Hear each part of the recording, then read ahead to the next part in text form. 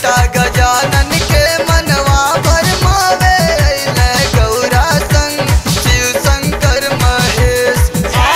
शिव शंकर महेश मांगस मोती चूर के लड्डुआ बबुआ गणेश। मांगस मोती चूर के लड्डुआ बबुआ गणेश।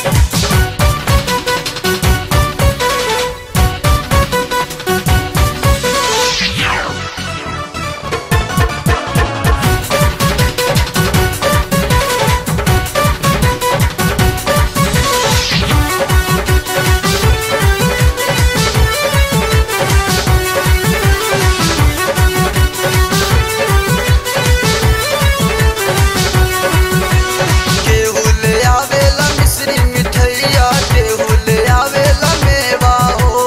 देखी के लीला टुकुर टुकुर मुस्की चलावेले देवा हो। केहू ले आवेला मिश्री मिठैया केहू ले आवेला मेवा हो। देखी के लीला टुकुर टुकुर मुस्की चलावेले देवा हो। पहिल पूजा के परमिट लेके बन गइल गजाधर हो अपने नरेश। पहिल पूजा के परमिट लेके बन गइल गजाधर हो अपने नरेश। अपने नरेश मांगस मोती चूर के लड्डू